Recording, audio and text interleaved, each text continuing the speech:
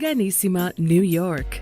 Your exotic skin, hair, and beauty source, and your one-stop shop for all your natural and organic skin and hair care, featuring authentic organic Moroccan oil and prickly pear seed oil and much more.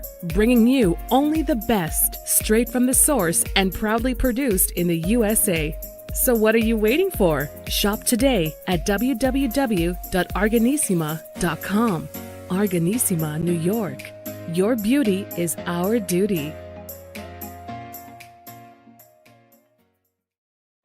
Organissima, New York.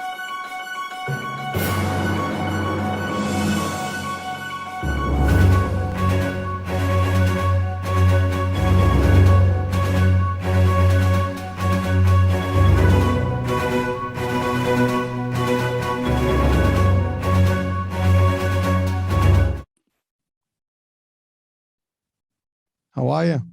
I'm well. How are you, Hurricane? I'm doing fantastic. I'm doing great. That's good. That's good. Well, good morning to you. Yeah, that's right. And good evening to you. I always love that. That's unbelievable. Like, you guys have winter, we got summer. I mean, it's amazing. I know, it's an amazing world, isn't it? It is. It is. It's listen, I mean, we do have people that feel that it's flat, so I'm not going there, but I had to. I'm sorry. Well, if it's flat, then we're sort of just around one side, okay? Hey, listen, it's fun. Actually, Hurricane, that's actually a good point. If it was flat, how come we've got winter when you've got summer? All right. I'll rest my case, right? But, yeah. Well, first of all, thank you, Doctor, for even just extending the opportunity here to be on the show back. Well, so it's funny because we were just talking about the flat Earth theory and just as a conversation, just that little fun time there because of where you are and where we are. But really, just while we're waiting for people to actually throw in some questions here, why would people think that? I mean, just from your perspective as a psychologist, what would be something that can generate that kind of thought when someone can maybe not believe a reality? Okay. Belief is on a continuum, and Hurricane, I've got to say, I've just been putting out a few blogs on belief because belief is an area that we don't understand terribly well. So belief is actually a word that encompasses many different things. We've got belief in science, which is based on evidence, and we actually change our beliefs. So for example, when I was growing up, we believed that there were 9 planets in our solar system, right? Scientists now believe there are 8 planets in our solar system, right? And at the moment, we believe that the speed of light is a constant, right? But there are some scientists that are challenging that. They do not believe that the speed of light is a constant. And so we change all our beliefs based on evidence there. Then we've got belief in faith issues. So let's say we can all share science because it is the way that we negotiate the known world, whereas our belief in faith issues are how we negotiate the unknown world. And because that's the unknown world, our ideas can be different. So you get the various faiths. You get Islam, you get Christianity, you get Hinduism, and I consider atheism another belief system. Okay, because there are some scientists that are atheists and there are some scientists that have a faith. Then as a psychiatrist, I work with people's beliefs about themselves, the subjective beliefs. So somebody will say to me, I am a worthless person. Life is not worth living. And they believe these things. So we actually move to change those things. All right. So getting back to your question, Hurricane, about the flat Earth thing, the flat Earth theory actually is in the area of faith. And so the argument, and I've worked with people who believe in a flat Earth, the argument goes like this. It is like, if God says that the Earth is flat, then doesn't matter what science tells us, the Earth must be flat, right? So it becomes a faith-based issue. And just as some people, let's say scientists, would attack the idea that Jesus Christ rose from the dead because that is without scientific bounds, all right, the flat earth is a long way extension of that. Now the difference is that there are a lot of people who believe, because of their faith, that Jesus Christ rose from the dead, but there is only a small subculture of people that believe that the earth is flat. So that's why science would tend to put things like the earth being flat as a delusion, because there's so much scientific evidence against it. Whereas people who believe that Jesus Christ rose from the dead are not delusional, because that is part of a well-worn faith system. Sorry, Hurricane, I don't know if you wanted such a long answer, but I thought I'd give it complete. No, actually, it's very enlightening, because you mentioned religion, and it's amazing, because not all religions believe that, like for example, in Islam, and I think even Judaism, the earth is not really flat. so there's evidence in the textbook that provides that the universe is scientific, and it has metrics, and then there's orbits, and there's all that. So and I think even in the Bible, I don't think it has any indication that it's flat. But again, it's debatable. It's debatable. I'm not gonna... well, actually, in the Bible, there's the idea that there's a dome, all right, so which says that the earth is sort of round. But in another place, there is some reference to the four corners of the earth, all right? And I think that's how people get to a flat earth. I'm actually not sure on that. That's not my area, Hurricane. No, it was just interesting that he said that, because, well, science and religion are two components, I think, or belief systems, in a way, to your point. That's right. That we live with as humans. That's right. It's either a combination of both, or one or the other. Yes. And even the religions, as different as they might be, they all kind of have similar, background, or similar type of tenets, right? Yeah. So it is an interesting, concept. But again, listen, like you said, people believe. And sometimes they believe based on what they've read, and maybe not understand. There's sometimes reading is one thing, understanding is another. Well, that's right. That's right. And Hurricane, that's why I made the distinction between belief in science, because we change our belief in science all the time. 10 years ago, psychiatrists did not believe that what you ate affected your mood, right? That was kind of a new fringe belief, whereas now it's become a mainstream belief, because we have the evidence for that. So science is the way our brain negotiates our day-to-day physical environment, whereas belief in faith issues is how our brain navigates the unknown world. Right. Listen, it is amazing how humans, behavior can be impacted, and decision making and all these things through concept, right? And we perceive the world through concepts. So it's however, we've been trained, educated, or taught, through our parents' systems, schools, and religious systems and things like that. So it's amazing how folks can just have these ideologies. Well, Hurricane, now you've brought in another aspect which is very important, and that's the cultural aspect to our beliefs. And whereas, let's say, America in, let's say, about 70 years ago, there are a whole lot of people sharing the same belief system, right? But with the movement of people around the world, the America of today is very different. It's a mix of different cultural belief systems all blending, which in a sense enriches us, because we can all have this expanded mind view, but it does lead to the kind of culture wars that we see out there at the moment as well. Well, true. I mean, in some countries, you don't see diversity. And so No, right. you only have one culture, one ethnic background, and that's about it. Right. Even the food is the same. And it's amazing. Like, I live in, in borderline Jersey. I mean, New York, and I live on the Jersey side, but I work in New York every day. And it's probably one of the very few places where you can really, walk around cultures from one block to the other. It changes.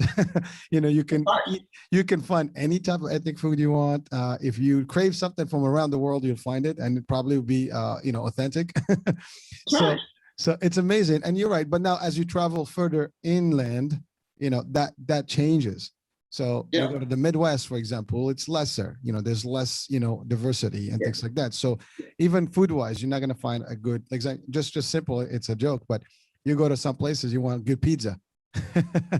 Right. Some say, oh, there's nothing like New York pizza, right? Because it's really the right thing. Now, some people can debate that, but but the fact is, you hear that kind of comments, when you're traveling around the States, and it's pretty, large space. I mean, I can't compare to you guys. I mean, obviously, you guys are a continent on your own. Well, no, that's true. But Hurricane, as you said, diversity is actually the exception in our world. Most of the 200 odd countries in our world have cultural unity rather than diversity. There's only a few places which are becoming more and more diverse. And the other thing is, the larger the city, the more diversity you will find. Whereas the more you go into rural areas or small towns, the less diversity you will find. And diversity is something that is moving in across the whole world. It's slowly getting there. And to do that, people need to be culturally accommodating. And that's okay, because we all grow as people through that.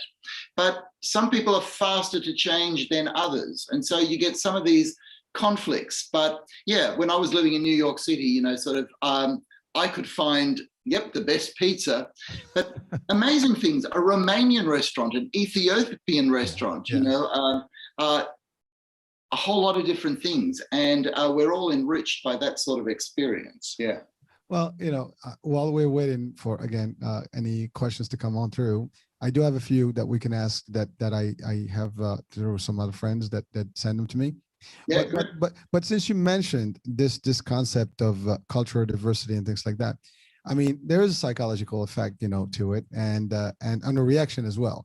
You said it there, you're being nice because you made it like sound very sweet, but it creates severe conflicts, and so there's hate, there's racism, there's more to it that's created because of immigration, because of some folks are not willing to see that diversity, and again, it is still psychological, because there are I guess these are inherited type of beliefs, and or like we are a certain way, we can't have the other belief, the other religion, the other culture. So there is a psychological factor to all this. I'm not sure if you ever had cases where people come in to discuss that. Yeah. Hurricane, you seem to be touching upon just the sort of things that I'm working on at the moment. Nice. We've got a podcast series at the moment on how to negotiate diversity, because the science is quite clear. The science says that our brains love familiarity. So what we're familiar with, we will tend to replicate.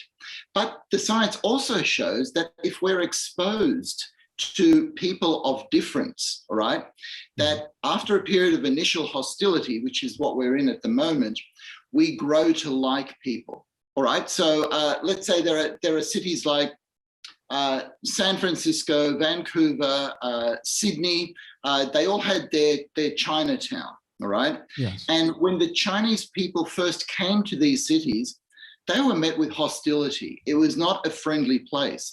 But today, you get people debating who has the best Chinatown.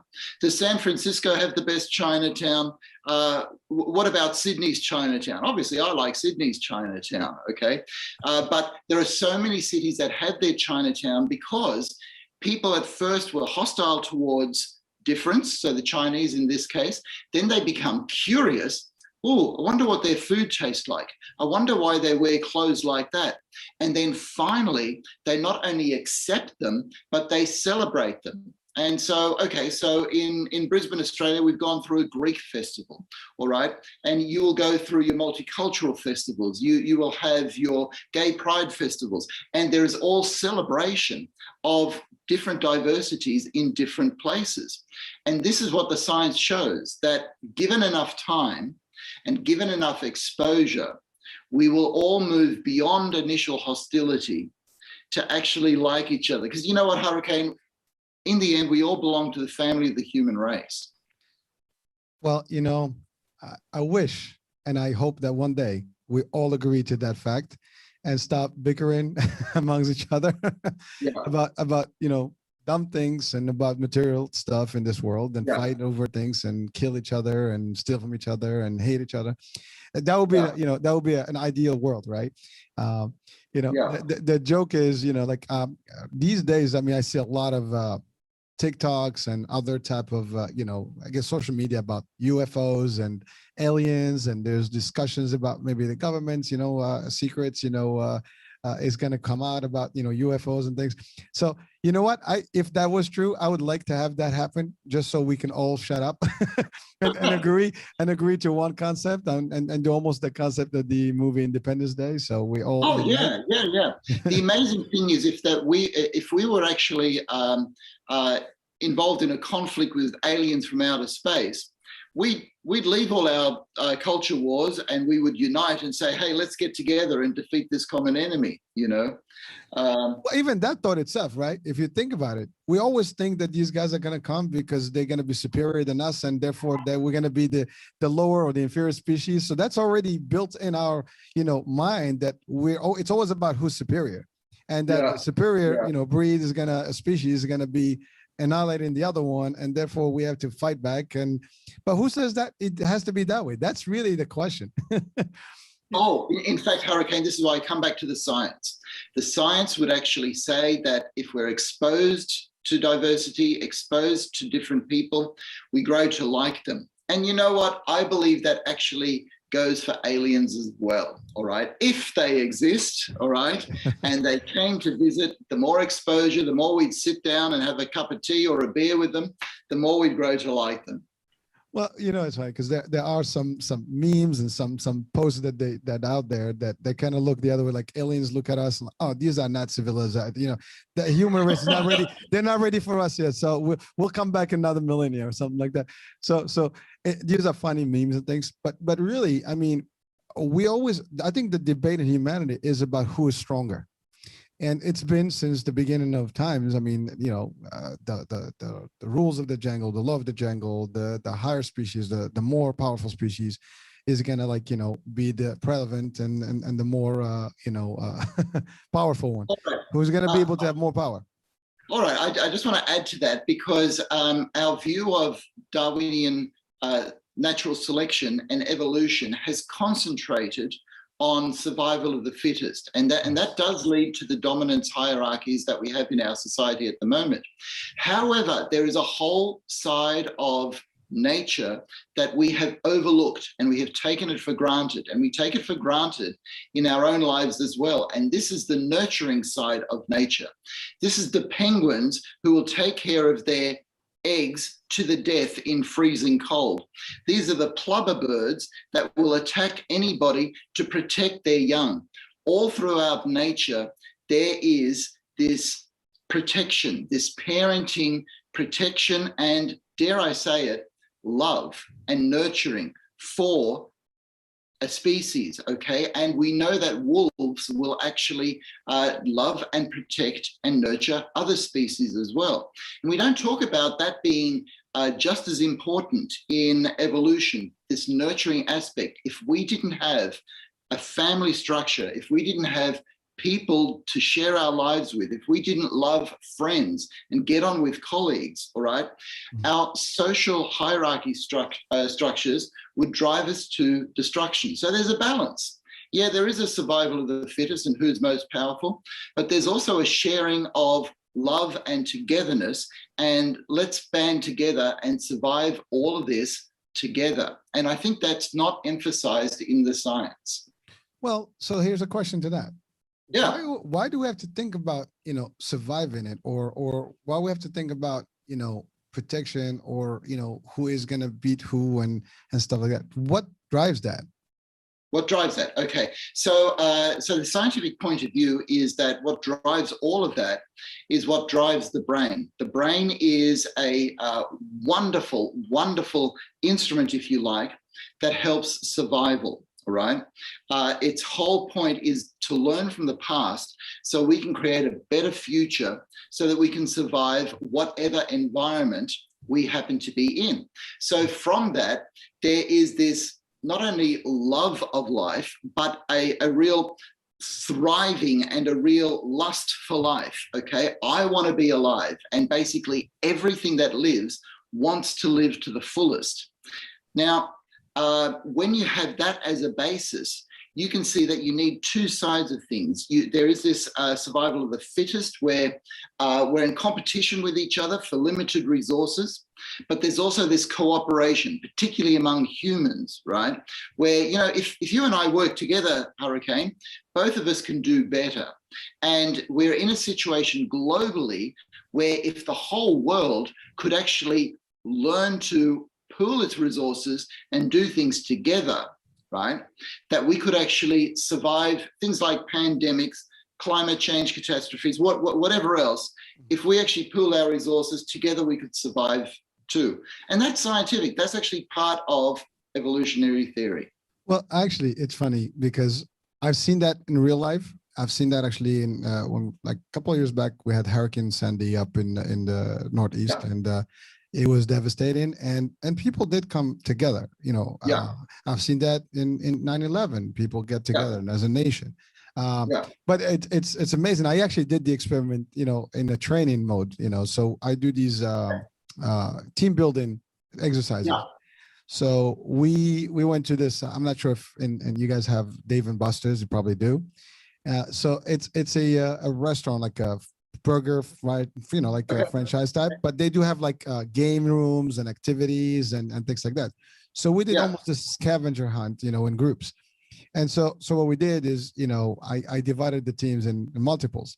So and then we all have a quest to get certain things, you know, and the team that collects all those things first, you know, wins, right?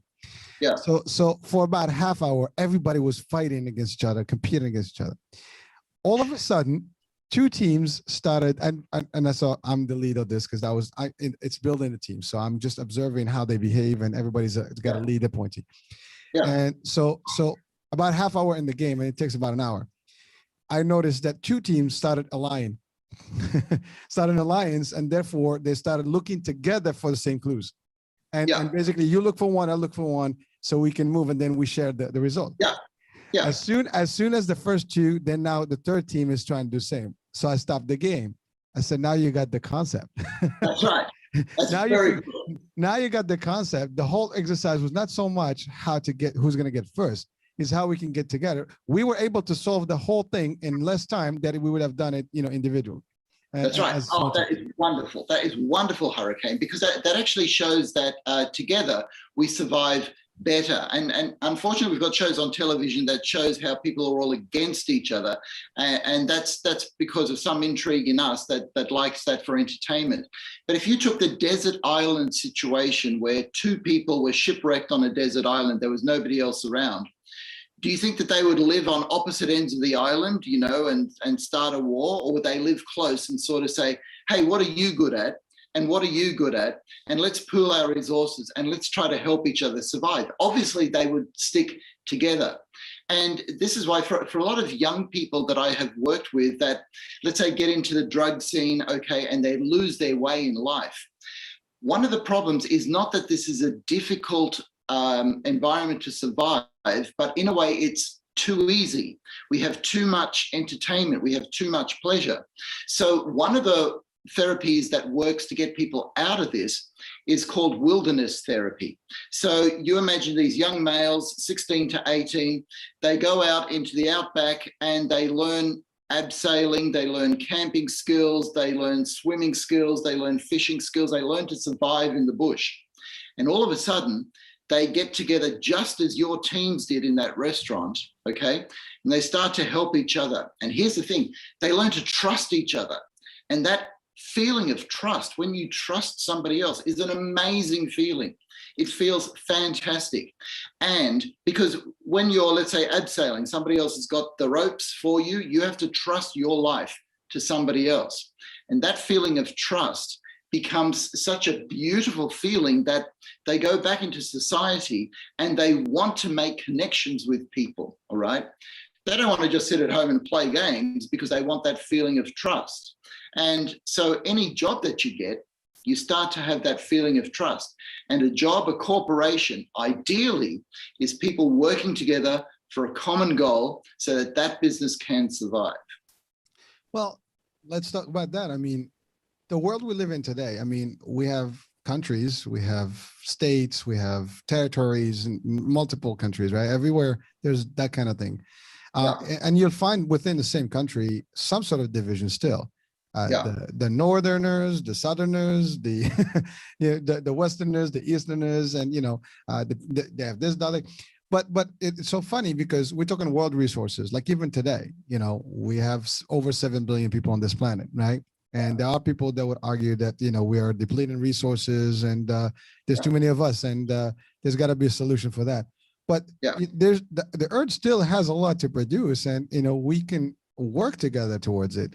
But then there's the factor that you have people who have the wealth part, right? So there's the wealth part, right? I got a lot of wealth. I might not even be able to count how much money I have yet.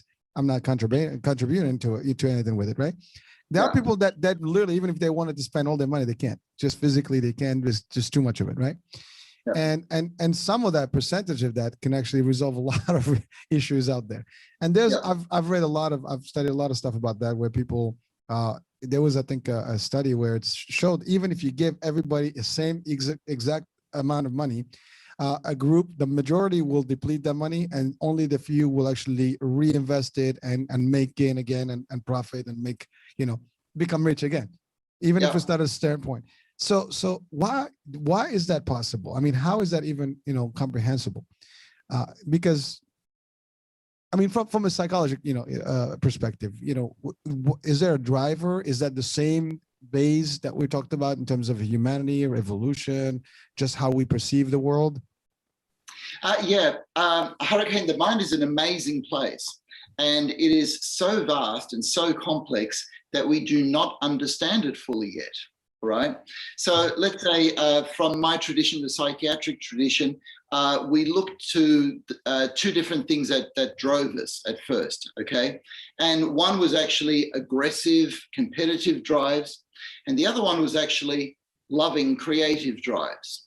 OK, and since that time, psychiatric theorists have postulated a whole lot of different drives. OK, but there is something already in this idea that we're driven by aggression and love, sex, and creativity that already shows those opposites in the evolutionary theory that I was talking about, right? The aggressive drive is that survival of the fittest, right? And unfortunately, one of the side effects of having a society as we do today based on money is you can count money and you can see who's doing better. So that feeds into that drive of the mind that I want to do better, but I want to do better on my own. Okay. Once you start looking at the loving drive, the sex drive, the creative drive, then things start coming down to, okay, how can we make our community better? How can we have cohesive families? How can we have a cohesive social life that we actually get to enjoy all this life, all right? And at the moment, the pendulum has swung in the way of this aggressive, competitive, money-based drive, but there is a possibility always sitting there that we could start to solve some of the world's problems together. We've got the technology to work out the resource problem, but at the moment, the scientists don't talk to the entrepreneurs, who don't talk to the politicians, who don't talk to their lawyers, who don't talk to the education sector. We're all very disparate, okay? And I don't know how we're going to do it, okay? But somehow we've got to come together for the common good so that we can use each other's resources, just like on that desert island. We sort of say, okay, you're good at that. You do that. I'm good at this. I'll do that. Let's do it for our common good. So I don't know how to get the pendulum going the other way. But I don't think you and I are going to solve that problem. No, but we have studies on people who are very altruistic, people who will go the extra mile, let's say during 9/11 or through Hurricane Katrina, or even what's happening in Miami at the moment, all right? There will be acts of heroism, all right? Why do humans do that? And studies have shown that humans have altruism as part of their nature, as long as we value it as a culture, as long as we still clap and give heroes medals and say, you know what, that's a good human being. And there is something in us that admires people who will make the ultimate sacrifice, like soldiers, okay, or put their lives in danger, like heroes in 9/11 or in Hurricane Katrina, just to help out their human beings. And there's something of that in all of us. There's something of that that wants to do the heroic right thing, to share our love and trust with each other.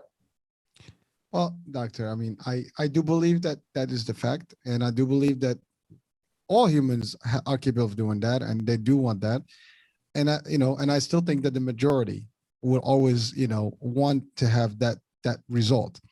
Yeah. And I hope that, and we've seen events that did bring in, countries together, that brought, nations together. And I mean, this pandemic has been a big test. And in some of it, there was unity, and some of it there's kind of, I mean, originally it was unity. Now we have a little bit of a a split in terms of who is pro vaccine and anti-vaccine. We have all these arguments that are happening in the world right now.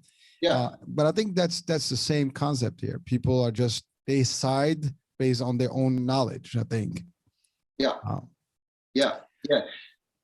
vaccine is a good example, actually, because in the world at the moment, there's still a disproportion of first world countries basically getting all the vaccines and developing nations not getting enough vaccines. And this is actually an opportunity for us as first world countries to show our humanity, all right? And so let's say there's a G8 summit going on at the moment, G7, sorry, and nations are starting to pledge vaccines for some of the other nations. But we actually need more, all right? We actually need to sort of show, no, we're here to share our resources as well as create our wealth. And look, I don't know how we're going to do that, right? Well, listen, I mean, more discussion, more people getting positive, energy, and more people, really learning how to cope better, in this world. And we listen, I have this very simple principle, right? We all come to this world, and we shall all depart from this world. And the time between the first, entry and the exit is not that big and long. People think it's forever. It's not. No. Time is when you start. I always have this test. I tell this to my friends. Sometimes they look at me. I have like 3 heads, and I say, just close your eyes and look up your life, and you probably can watch your whole movie in about 2 minutes. That's exactly however old you are, that's about 2-3 minutes. And that's actually how you do it. Now, I did exactly that personally. And I took my photos since I was a kid, a baby. And then I put all my photos that I could find for all my age, and they added about 2 minutes.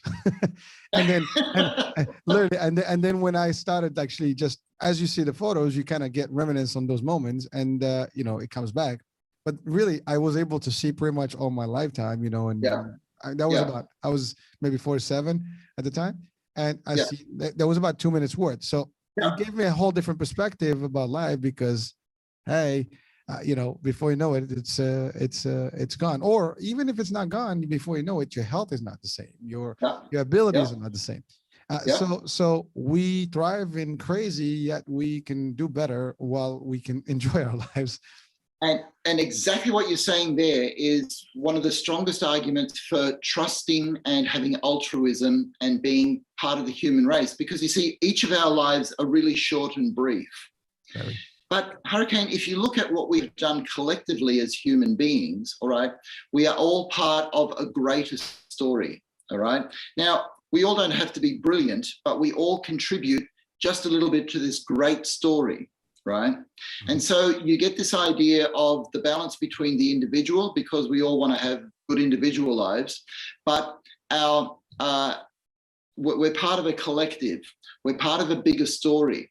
And that's what we need to emphasize at the moment, that we will all feel that we have greater worth, in a sense, when we can be part of the bigger family of the human race. And so if everybody looks at their own life in 2 minutes, but if you project yourself as part of the human race in 500 years' time, how would we like people to remember people of the early 21st century? What do we still need to get right? Okay. And then individually, we can all strive to be part of something that is collectively such that people in 500 years' time, they will go, you know what? They did this and this wrong, but then they did this. Okay. And we got to applaud that. That's what would really make us feel good beyond our 2 minutes. All right. I know we won't be around to share it, but we will have added to a good story. Well, that's legacy, right? That's actually legacy. That's right. That's what I mean. Look, we look at arts, we look at, you know, science, we look at technology, and we go back to the source, the first people that actually designed things, invented things, right? That came up with mathematical equations and things like that. And they left something behind that the world speaks of today. And those are the basis of our growth and evolution and technology and all that. But you're right, but those are a few. The thing is that each and every one can do. We can do all that good stuff. we can all live a good, you know, thing. And on the flip side, we look back in history and see all the tyranny and the destruction and some of these folks that did really horrible genocides and things like that. And they lived, they're gone, but you know, all they left is chaos, and people don't like them. They don't speak well about them. And that's, you know, so really your legacy can be good or bad, but there's a good chance, to your point, if we all focused on building a better future for the next generations. Sometimes I joke with my kids and I say, I feel bad for you guys and your kids because this world is going bad. And you know, and I feel bad literally because I know, you know, it's just things are not getting easier. Maybe technology. No, they're not. But and there are a lot of young people in particular that are despairing because they're looking at all the collective problems that we have. And as an individual, we all seem so small, all right? So the question comes, what can I do? How do I matter? But here's the thing, if we all strive to do the best in our individual lives, in our individual calling, right? All of that collectively will then be able to contribute to a collectively better future. So the way that we can all improve the world is next time you meet somebody else, just improve your interaction with them. Just do your job a little bit better. Just see if you can strive just a little bit more. Making a whole lot of small differences collectively will get us out of this mess. Because Hurricane, you know that there are some parts of the world that are heading towards war, all right? Yes. Okay, now that's crazy because at the end of World War II, all the young people said, never again. We're not going to let this happen again. This was awful, all right? But unfortunately, we forget, right? So if through education and communication we can remember, never again, perhaps we can go into a better direction. Amen to that. Well, listen, I mean, listen, I can say amen to that. That's great, but also I can act to that. And I think from this platform and from your message, that's where we need to be. Each and every one of us is responsible for making that change. And you said it, just one piece at a time. Each one of them can contribute. We can make the world a better place. And I mean, we're talking about environment. You're talking about war. You know, I mean, listen, you're obviously not going to allow a nation or party to do bad to you, right? Self-defense is something that is, you know, that you have to do when you have to, but you know, you don't orchestrate it, you don't instigate it, that kind of thing, right? It's not, you don't go swing in and expect nobody to hurt you back or at least fight back, right? But that's a general rule. But really on the flip side, you know, we all can be good and help each other and work towards a better thing. And it's psychological, right? So the more we think about it positively, the more we're probably going to do. And the more we don't, the more we will probably just not contribute. We talk about environment. Okay. So you're just talking about the environment, you know? Okay, so let's say somebody, science calculates that we've got to plant 1 billion trees, all right? So the problem goes, who's going to plant 1 billion trees? Who's going to plant 1 billion trees? All right. And it's very difficult to find somebody who's going to plant 1 billion trees. All right. But if you get 1 billion people who are each willing to plant one tree, all right. Now, I know that's idealistic and I know that's not going to happen. But at least you, whoever you are, all right, plant your tree. Be on the side of the tree planters, right? Because that way we may get 500 million trees planted. It's already better than none, all right? We've all got our part to do. Well, actually, that is not a very difficult thing to do. You're right. I mean, it's not expensive to plant a tree. And if it's, you know, we save money to do a lot of things, and maybe if maybe we'll start an initiative. How about that? You know, seriously, I mean, who knows? I mean, maybe it's something. I like the idea. So everybody, you know, just go get to nursery, pick up a tree and put it up there, you know, I mean, somewhere in nature to grow. Maybe again, there's the other part is maybe we have to look at different construction material than just, you know, That's trees. right. I mean, and they're doing that now. I mean, some places they're using different material than actually wood for construction. So therefore there's less trees, you know, cut. But again, urbanism, right? You have to build cities and you got to expand and you get into the fields. Then the forest gets taken. Then you have the fires and so on and so forth. But you're right. At the end of the day, we can do it. I mean, it can be done. Everything can be done. And if humans want, I mean, listen, we're spending money to go to Mars. We're spending money to do ventures in other, you know, parts of space. And it costs a lot less to do these trees than going there. It does. And I've just got to bring the science back in because the science actually shows that we don't just need a billion trees. We actually need about 1 trillion trees. Okay. So that actually means about 1,000 trees for each of us. Okay. For each of the billion people. All right. Now, so the argument against that is we still need to work on larger structures, all right? We still need to work on some sort of a mechanism so that we have this coordinated effort. But the thing about that coordinated effort is, okay, now you're talking about managers, politicians, scientists, educators, and a whole lot of people doing their bit for the one effort, all right? And so it becomes more complex than just all of us planting a tree. It becomes, how can we actually contribute to something that is actually good, right? And to do that, we actually need to agree on what is good. And from a scientific point of view, science does actually have good and bad. Survival is good, all right? Life is good. Death, destruction, and annihilation, they're not good. There's just okay, so there is a value system there that if we could actually move forward to each play our part in our collective survival, our legacy would be wonderful. Well, listen, I mean, I hope shows like this, your podcast, you know, the work you do out there, and there's so many other people that are out there trying to send these messages out there and feed in, you know, the positivity to the world.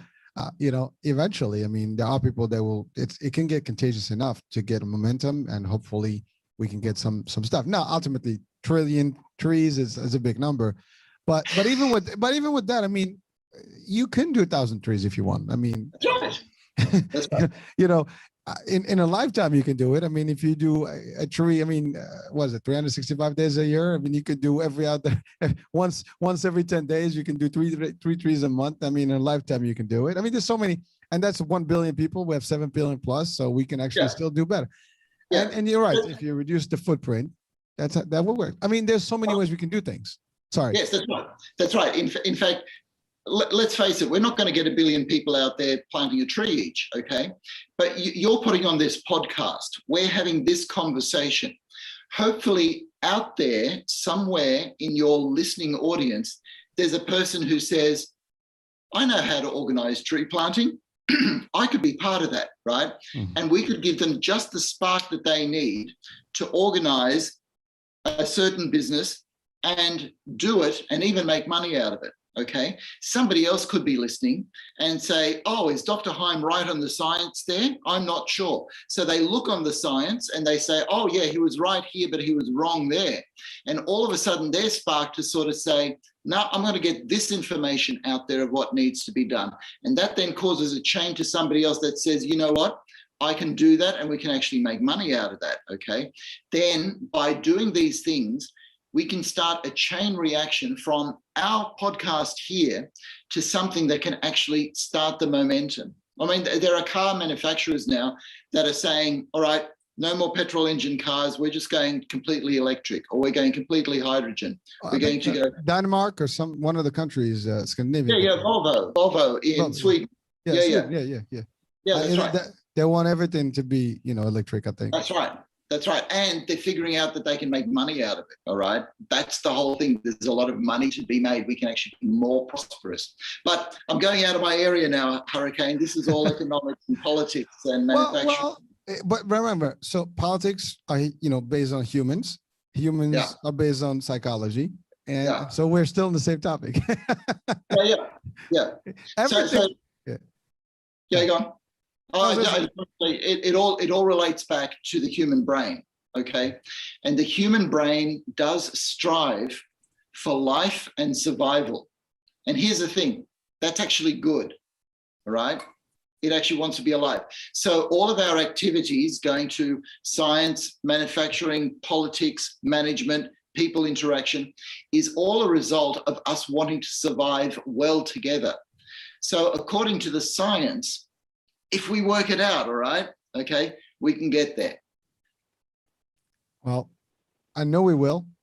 Maybe not in a lifetime, but it will happen. And I hope nothing worse comes on in this world to kind of, I guess shakes it a little bit in a different way or another. But but if the earth stays and then everything is right, I mean, I think humans should learn again and do better and better.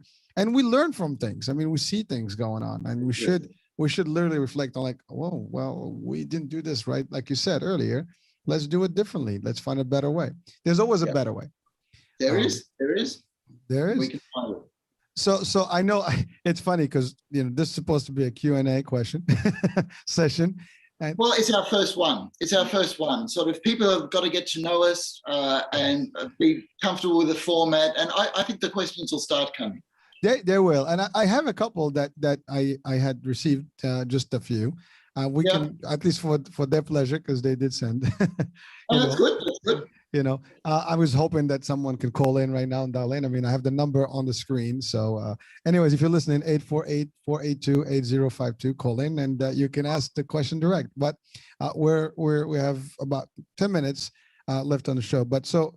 One of the questions, and I'm not mentioning names, just the plain question. Someone asked that, what is happening to me? I have little interest or pleasure in doing anything. Yeah. Okay, is that the question? Little pleasure? Well, just basically, they just don't have any, they don't feel anything. They just have no pleasure doing anything. They just kind of like, blah, it's nothing going on. I mean, that's the question. So it says, yeah. No, that's fine. This actually happens surprisingly often, Hurricane. And the strange thing is that somebody in an environment where there are a lot of pleasure devices and a lot of ways to get pleasure is actually feeling less pleasure than people who, okay, let me take you back 100 years in an underdeveloped country, right, where somebody was given a book, all right? And they went, oh my God, I've got a book. And they get so much pleasure out of this one book because their lives are devoid of a book, right? So what I'm saying is the relative nature of pleasure. Pleasure in the brain is mediated by dopamine. But you see, we can get saturated with pleasure. And the best way to see this is actually drugs, all right? When you start taking a drug, all right, you will get a lot of pleasure.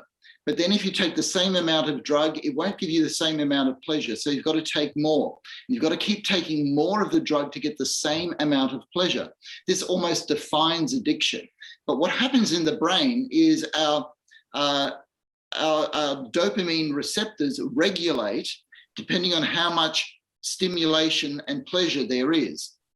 Hurricane, we live in a world where we're getting so much pleasure stimulating, particularly through our screens and movies. I mean, I was 11 years old before I saw my first movie in color, right? These days, people are watching 2-3 movies a week, all right?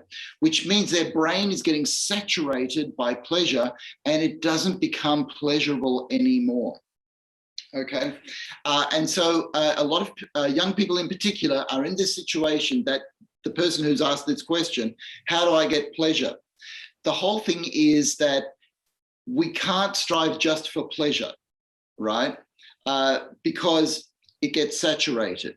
And I talk about 4 brain chemicals, dopamine for pleasure, oxytocin for love, serotonin for feeling calm and comfortable, and endorphins for feeling together and belonging as part of the whole that we all need. And here's the thing, when we get together with people, you will get a full gamut of those 4 brain chemicals, a full dose of dopamine, oxytocin, serotonin, and endorphins. And you will start to feel more pleasure because you're starting to enter the world of people where you're getting to know people. And you know what? Getting to know people is an unlimited game. It's a game that we can play and just get more and more. You can never get enough love. All right. You can never get enough sense of belonging. You can never get enough of that sense of comfort. But pleasure, you can get too much pleasure. And that's when people's brain numb down so that you go, you know what? Nothing's giving me enough pleasure anymore. So to that person, I would say, leave the pursuit of pleasure. Look for love, meaning, and belonging with other people. And then your sense of pleasure will come back. So earlier I talked about the people who go out in wilderness therapy. Mm-hmm. That is great for people who are addicted to substances, all right? Because you leave the pleasure and you work on trust. And trust is a form of love. So I give long-winded answers, Hurricane, but you know. No, listen, this is deep stuff. I'm absorbing. I'm taking it all in. And again, this is good because this is recorded as well. So people can see this over and over and they can actually get from it. You know what I mean? So it's not so much just for the person who asked the question. I think this may be something that a lot of people will be asking themselves right now. I feel it in my own life. All right. All of us surf the internet and listen to videos and ideas, and it gets to a stage where you go, oh, this is all too much. Why am I doing this? You know, and it's because it's not connected with other people directly. And we need that people connection. We are social creatures as humans, you know. Well, we talked about that. I mean, you got to be involved. You got to be with people, touch, and, you know, and it's amazing because we lost that, you know, in the new world that we live in. I mean, people used to hang out. They used to picnic and camp and play outdoors. Now, you know, the new generation, they're addicted to their computers and their phones. Like my daughter, she walks with her phone in her hand. I mean, like she almost has one hand. The other one is taken. It's crazy. You know, a good example, my son now more like recently, he started like he discovered basketball. That's great. You know, so now, you know, he's playing basketball every day outside, you know, but he doesn't have a lot of friends. So maybe sometimes I play with him or, you know, some friends coming, but it's a change for him. Yes. It's a different change. And he sees it. Is really, this is cool. I like it. And I grew up outdoors. I mean, you know, I remember when I was a kid, TV was literally 6 hours a day. That's it. and the kids programming, you know, I mean, again, I grew up in Morocco. So the TV program started at 6 p.m., ended at 11:30 p.m. And there was a half hour in cartoons and the rest is not about you. That's right. So that was it. So you really didn't have much time to spend on TV. And talking about color TV, again, my first color TV was like in the early 80s. So it was like way, you know, but today, you know, my kids, they have TV, they have everything, technology, they grew up with it, right? And they're addicted to it. They can't even, you know, remove themselves. The joke is we had a black, you know, like something hit, you know, on one of those electrical poles here. And so we had a complete blackout in the neighborhood. And so the kids didn't have anything to do now, no more games, no more nothing. So they wound up, hey, can we play some board games? So we came back downstairs and picked up the board games and had candles, and we spent a couple hours just doing that, and it was fun. That's right. That's right. That's right. Yes, unfortunately, in psychiatry, we measure things from 2007. Because in 2007 is when we all got mobile phones, we all got smartphones, we all were able to do internet on a phone. And in youth mental health, depression rates, anxiety rates, and addiction rates started moving upwards at a faster rate from 2007, right? That's frightening. That's frightening. That means that we have to control the screen use, okay? And here's the thing, it's not the kids' fault, all right? They're just going where their brains want to go, all right? As a society, we need to recognize this, and we need to value life without screens. And we don't know how to do it yet. But that's a whole new discussion. We could go there another day, Hurricane. That'll be the next week, or the next month. Next month, yeah. Next month. Well, so one more question in the interest of time. And by the way, thank you for the answer for that one. So hopefully, if you're listening, that was the answer to that question about, I have very little interest and pleasure in doing things. I don't know why. So yeah. That was a great, answer, and a deep one. Another one that I have for you, but one that actually I want to learn about it too. I think a lot of people fall in this one. I'm having a big problem falling asleep. I just cannot sleep. Yeah. Yeah. So the question is how to fall asleep. Okay. Well, how to fall asleep, but what's causing it? I mean, psychologically, because there's nothing. I mean, the person, there's nothing more in the question, but I'm assuming that this person does just not sleep. It's got to be factors to do that. And I'm thinking personally, it's got to be when your mind is thinking. It happens to me sometimes when you're preoccupied and you think of something, or you have a project, you just can't sleep. That's right. But that could be the case. Could be stress. Could be other things. And so that's right. That's right. And I too experience sleep problems. All right. Human beings are a strange situation. It is strange that we feel the need to take a pill to do something that should be natural, just falling asleep. Right. And a lot has to do with the projects that we have going through our mind, because you see, the mind is an amazing place. All right. It goes on forever. So I will think about people that I have spoken to during the day, people I've been taking care of, problems that are unsolved. When you add to that the amount of people that think about global issues and all the other things that get unsolved, our base level of anxiety is going up. In fact, what I say during this coronavirus time, we're all carrying an extra 20 pounds of anxiety, and that's going to affect our sleep. So we actually need to calm the mind and tell it to shut up, all right?